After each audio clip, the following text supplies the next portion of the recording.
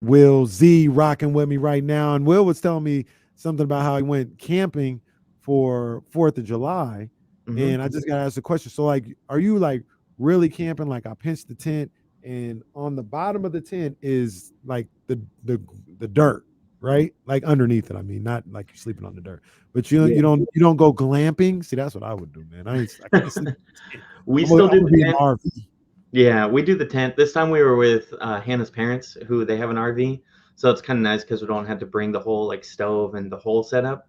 But we Yeah. do tent. We have a sleeping pad that we throw down, and especially with the baby, we have to get a little creative. But we just put her in the middle between There you go. us, and generally she loves it. But this time it was a little too warm for her, so So we it was ended up hot out putting it. there, even like in those situations where like I'm assuming like you're close to some water or river or something like that. It was still pretty hot out there, huh? Yeah, it just never cooled down as much as it should have. I should have taken the rain cover off and just had it open, but I'm not going out to do that at 3 o'clock in the morning.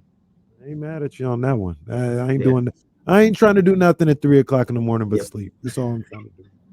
We'll see in the building. I asked Jesse to remind me of something, and you know, Will, I have you here as well. We'll get into the DeMar DeRozan situation, but look, I'm a I'm a nice guy. I'm a nice guy. I'm not a mean guy. I don't go seeking out confrontation or seeking out being rude to anybody. So I held back on a tweet that I had over the weekend. And I just need to know before I say anything, did it get better? And what I'm referring to is I saw that pathetic crowd at the Chase Center on Saturday. Ooh. Did it get better? Did more people show up as time? Because I said I'm not going to do that right now. It's the Kings and the Lakers. Maybe people will show up later. Even though if Bronny was here at the Golden One Center making his debut, it would have been a nice little crowd, unlike what we saw there. But did it get better? Do either one of you guys know if it got better as the night went on at the Chase Center? I didn't I couldn't see. tell. Has Yeah. it ever gotten better at the Chase Center? Oh, that's a good point. It's a good point. It's a damn shame Get the that they tweets got the off, Golden bro. One Center. I mean, come on, man. I saw my I guys. was giving them the benefit of the doubt with it being at the very beginning of the game, but yeah, I had that question too. I was trying to tell. I couldn't tell with the camera angle on if Mm, people funneled in or not. Tragic. I saw my boys, Monte Hill, Guru. You know what I'm saying? I saw them at the game. Shout out to them. Look, hey, they don't love hoop like that. They don't love hoop like that. I'm not here to judge anybody. I'm just saying. And then look in the comments because people was kind of roasting them. Like I said, I'm a nice guy. I'm not gonna roast them. I'm gonna give them the benefit of the doubt. I ain't gonna say nothing. But then they were like, oh, the Bay Area is such a beautiful place. There's so many things to do. We ain't trying to hear all that. If there's so many things to do, then get that the damn summer league out of there because we don't need all that. All right, we need basketball and basketball fans. So look, I don't know if it got any better or not. I'm just saying I observed it and I did not press send on my tweet. I gave them grace. Don't say I never did nothing. So, Oh, that's incredible. so Will Z, let's get down to the nuts and Hmm. bolts. And DeMar DeRozan is a Sacramento King. Just take me through your initial thoughts when it happened, like how you Yeah. felt about DeMar when it went down. So the whole time I've been doing the graphics with all the stats and the wish list stuff for pretty much all off season, and the first thing I do is I'll put everything together in a spreadsheet, of course, but then I'll go through and like mark who I think is a good fit for the Kings. And generally, I leave off like the best of the best free agents. Mhm. And to me, DeMar was one of those. I Mm, just don't see that as a realistic option. So I'm not going to put out numbers and talk about it as a realistic option. So that to me right there is the fact that the Kings were able to get someone in that top tier of free agency is yeah, just so huge. And something where I think like a lot of Kings fans, I didn't know about the fit. I just bringing him in with the team that they have. I think we were all kind of thinking more of like a defensive minded, taller wing, like a Kyle Kuzma or just someone with that size. But when you look at DeMar and what he's done in his career and just even last year, he's just so good at what he does and he fills so many gaps that the Kings have on their roster that the more I thought about it, the more excited I got. And going to bed on Friday night before the news broke on Saturday, I think is how the days went down, Yeah, was yeah. so hard because I was amped up at that point. I was like, let's do it. Let's go. I'm hyped. Man, I had some of the same concerns. I thought maybe they're universal as far as like, I wanted to make sure that they kept their identity of being a three-point Mhm. shooter. And even the way the game is played nowadays, being able to have a starting lineup full of three-point shooters, I think is just beneficial to a guy like De'Aaron Fox. But the more that I saw DeMar DeRozan play and highlights and stuff like that and started to think about his potential fit with this team, I feel like it's going to work magically. And some of the things I saw, and let me know if it's some of the things that you saw as well, Will, is he is going to kind of fit into the Harrison role maybe, but be a better version of what Harrison was able to execute last year. And I talk about some of the stuff that they do in the mid post, they do at the high post, and Mhm. 15, 16, 17 feet away. And he's going to be right there. And that's his office right there. That wasn't necessarily Harrison's office. It maybe if he was wide open, but DeMar, he can do these things with a guy on him, a guy draped on him. He can post him up, fade away, do whatever, rise and fire, get to the cup. There's so many things he could do from his office. And I just think that's going to make the Kings potentially lethal on the offensive end. Yeah, because we saw it with everyone says it when Monk went down, we saw that they needed that and some numbers to back it up on why they needed it. So NBA.com, they have assisted and unassisted field goals. So if you look at DeMar DeRozan last season, 65.2% of his field goals were unassisted. Compared to every other player in the Kings, the only person who had more, to no surprise, is De'Aaron Fox at 67.5%. When you do the math, which I did for everyone, I don't expect you all to do math. I'll do it Thank for you. you. Yeah, DeRozan, 424 total unassisted field goals last season. Fox was at 486. The second highest on the Kings was Sabonis at 239, so less than half of what Fox was at. Then you have Monk third at 165, and no one else was over 100. Mm. So you have Fox, again, 486, Sabonis 239, Monk 165, and you see that there's that huge drop-off of just being able to go get your own bucket, just off a dribble, off whatever you can create on your own, that Fox has that clearly. Sabonis has that somewhat in the low post. And then Monk, I think I was a little surprised at how low his numbers are. I think that's partly due to him being out with injury and his minutes just not being as high and him passing more out of his creation. But when you have two players who can go get buckets at any certain time, that's really hard to stop. And you see it with all the fourth quarter scoring, all the clutch scoring, the numbers that have been thrown around. And it's just a lethal combination of both Fox and DeRozan. And then they throw in Monk with that ability as well. And you're seeing the team really take shape of fortifying its strengths, but also diversifying how it can score. Kennedy approves as well. She does. Definitely She's a approves. big DeRozan fan. Oh yeah. And it's just it feels like it makes him so dynamic. And one of the things that I like about DeRozan as well, and that suffered when Muck went out and towards the end of the season, is he gets to the bucket and he gets to the line.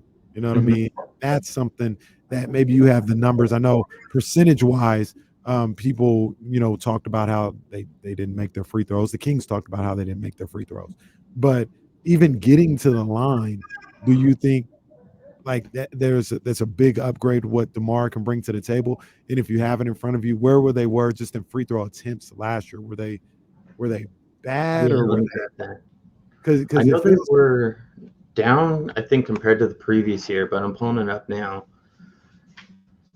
I do know DeRozan 7.7 free throw attempts per game, which was fifth in the NBA, and he shot them at a 85.3% clip, which is exactly what you want. Like you can't really ask for much more than that. right. So for the Kings, in terms of attempts last season, they were at 20.9, which was tied for 20th in the league. So we'll probably see that go up, and the percentage will go up as well. Again, last in the league at 74.5. I had more fun with math, which is everyone have fun with math just once. I I don't added. have, only time I have fun with math is when I'm counting money. All right, we'll take it. Yeah, I'll take that. So I did a hypothetical where I just added, like super simple, just added all of DeMar DeRozan's free throws to the Kings totals from last year. Mhm. Again, it's not a perfect, it's a very hypothetical because you're going to lose some, some things will change. But if you do that, then the Kings free throw percentage jumps to 77.3%, which would have ranked 19th in the league. And it's exactly what Fox was talking about in the postseason press conferences, where if they make some more free throws, they're going to win some more games.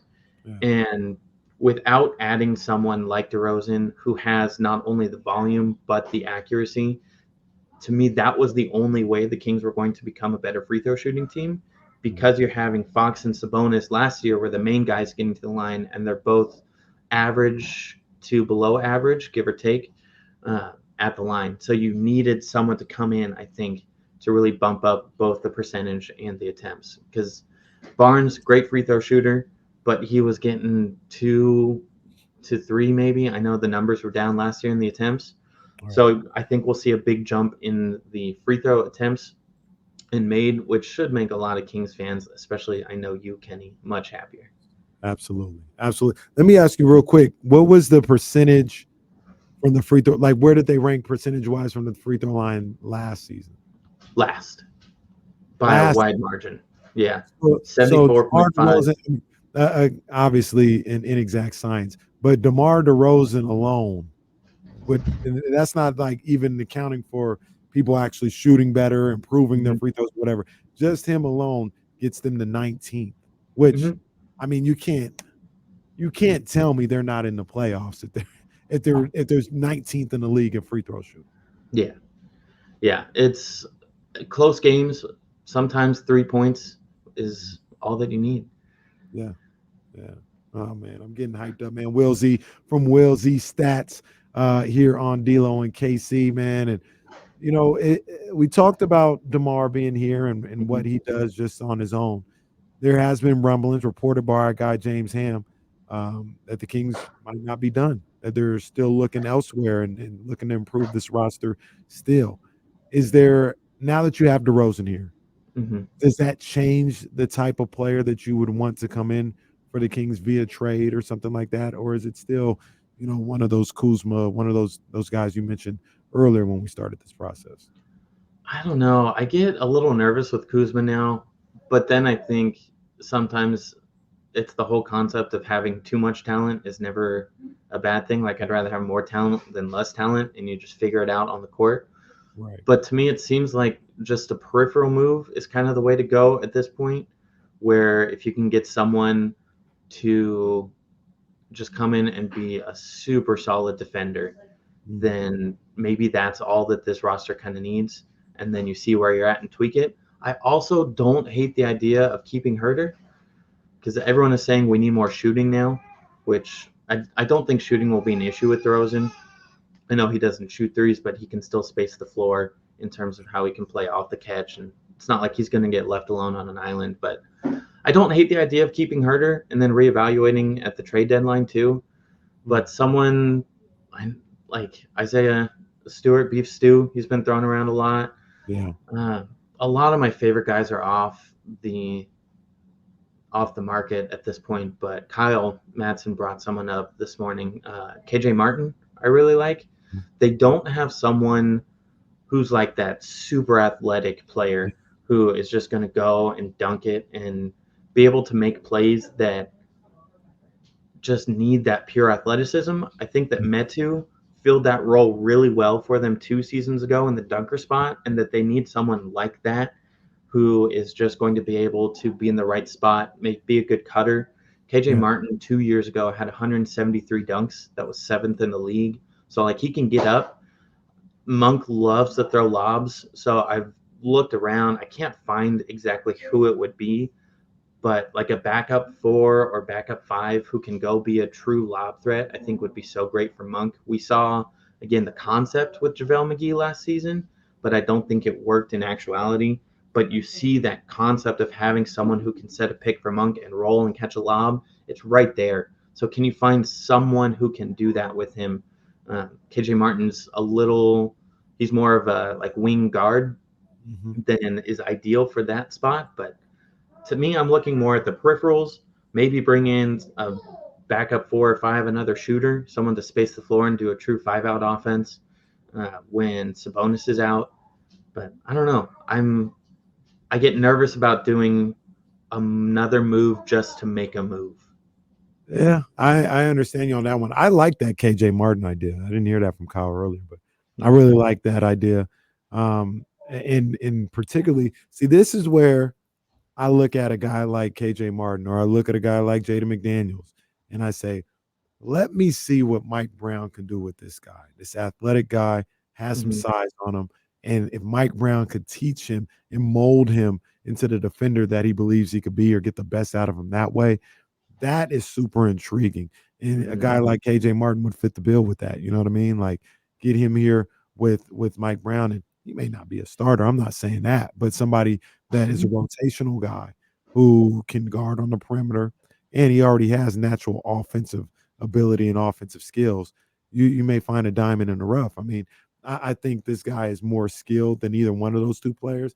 But that's kind of what we're talking about. What they did with Andrew Wiggins the year they won a championship. How Mike Brown, and he just kind of molded him into the defender that team needed. And I would love to see Mike Brown take that challenge with KJ Martin or Jaden McDaniels. Yeah. Oh, And McDaniels is someone else who really intrigues me. I'm trying not to get my hopes up. It feels kind of like Duarte last year, maybe a little less. But he's another one where if it works, great. If not, you're not really losing anything because they use the space accordingly. But it's another player you kind of just throw some options out there. And if it works, it's a bit of a steal because everyone's looking for those lengthy defenders. And if he can be anything close to what he was 2 years ago in Charlotte, then that's a heck of a get. Yeah, for sure. What's your thoughts on? And I think it could be a little bit of an underrated signing. What's your thoughts on Jordan McLaughlin, man? I I like love, Minnesota, and yeah. I like him as a backup point guard. I felt this thing. Everybody's talking about, oh, no more guards, no more guards. It's like, nah, I think you need a backup point guard, and that's an interesting get. I don't know how it's going to turn out, but I've liked this game when I've seen him when he was with Minnesota. Yeah, I like him a lot. I didn't know as much about his game as I probably should have, but I ran some numbers when they signed him. And of the 354 players who played at least 40 games last season, his defensive rating of 100.1 ranked first. So he was one of, if not the most impactful defenders in the league last year. Fun fact, the second ranked player was Alex Len. So it's when you're looking at backup point guards or backup centers, I know James Ham was saying this too. You want someone who's going to be impactful in a small amount of minutes. He played 11 minutes per game last year, but clearly had an impact when he was on the court. Shot 47.2% from three, which is phenomenal. That was a career year for him by far. So I don't know if he'll be up in that range again, but if he can be around like 38 to 40 even, I'd take that. And just someone 1.2 deflections per 11 minutes, which is an incredible rate. And just someone who's going to play hard. I think play a little bit bigger. He's 6 foot, but just looking at the numbers, and it feels like he plays bigger than that. So I really like it. It made more sense after the Devin Carter injury was announced and the surgery. But I'm cool with Jordan McLaughlin being the backup point guard going into the season. I wouldn't hate them bringing in another guard just to kind of shore up that position. But at the same time, you have Monk, who I think could be a de facto point guard if needed. And Kennedy said, "Look, we're not done. We need more. more. We need more." I almost threw this graphic out. Kyle Lowry is still a free agent. Be interesting to reunite him and DeRozan, but it would be interesting. I don't know I think if Kyle Lowry's cooked, but backup point guard or Yeah. third, fourth guard. You never know. I really want to take a deeper look this summer and Mhm. possibly in preseason at Mason Jones and Boogie Yeah. Ellis. Yeah. Those two guys. I know Boogie's not a point guard, but I thought he was a skilled player, good athlete, NBA athlete on the college level. And Mason Jones, he just looks like a guy that it doesn't matter what his game looks like, what he looks like physically. You put him on a basketball court, he's doing work. You know what I Yeah. mean? And at some point, you keep doing that enough, you need to get a look with the big team, and I wouldn't mind seeing Mason Jones get a real serious look at being on the big squad. Yeah, he fits exactly what they need. Another wing, 6'7" wingspan, who Monty's had this track record. It didn't quite work out with Kessler Edwards, but of looking for guys who can come in and make a big impact on small contracts, and that's especially in this new apron um, of the NBA. Those guys are going to be so huge. Like Keon Ellis has one of the best contracts in the league right now. And if Mason Jones works out where he can even just be a rotational player, like we don't need him to be a starter, just can you come in, give 15 minutes? And I loved what he's done in Summer League so far. His body transformation is incredible and just great energy, great vibes guy. We all saw it last year, him jumping around on the bench. Like, I Absolutely. love Mason Jones. I think that I'm really interested. He's the one I'll be watching probably the most, other than the new rookies on the summer league team. Yeah. I like I said, I just look at Mason Jones. You watch him play, you watch the production, you watch the numbers, and at some point, I feel like he deserves a shot. He deserves a real Mhm. shot. Like everywhere he goes, whether it's college, G League, summer league. Now he produces at a high level, and Mhm. that's not a coincidence. After a while, that's who you are. Not saying he go into the NBA and get a triple double or anything like that, but um, yeah, I think he deserves a look. I would definitely be intrigued by the possibility of Mason Jones being on this squad, man. What you got? What are you looking at for the rest of summer league, man? I know you talked about some of the rookies or anything else like that, but um, do you think it's just purely G League Stockton Kings players, or are there any guys that you think might be able to get to the big club? I don't know. I feel like it's either going to be like the names that we already know that would have the chance, like Jordan Ford or Mason Jones. Uh, but you never know. It's just fun to watch these guys play because it's players that I don't know very well. Mhm. Uh, so I don't know. I'm just at the same time just enjoying ball. Like we Yeah, just like to have it on in the house, yeah. and we'll take whatever we can get in terms of basketball. It's like the Lego movie right now in Sacramento. Everything is awesome. Mhm. Everything is just great. We got DeMar DeRozan. We feeling good about this franchise. We watching carefree right now when it comes to the Kings. You got you're gonna rerun that list of potential trade targets here with the talk of Monty not being done. You got to let the people know we got some options out there. We got some I options. should revamp it. I'll do another article, maybe this week. I'll get that out, but I need to revamp it for sure now that a lot more is clear. No doubt, man. No doubt. Will, man, it's always good talking to you, man. I appreciate you taking some time out, being flexible with your schedule like we talked Yeah, of about, man. course. Thank you, bro.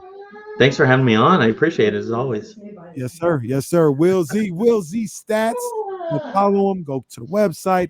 Go check him out, man. Shout out to my man Will Z. Oh, there we go. Kennedy, what up, man? What up, Kennedy? What's going on? What you got there? Oh, that's not Bluey. That's Bluey's what's that? Bingo. Bingo. We're a big Bluey Bingo. household. Yeah. Everyone should watch it. No, Bluey's a great show. It is a very funny show. Big shout out to Bluey, Bingo, and the whole crew, and shout out to Kennedy here on D-Lo and KC.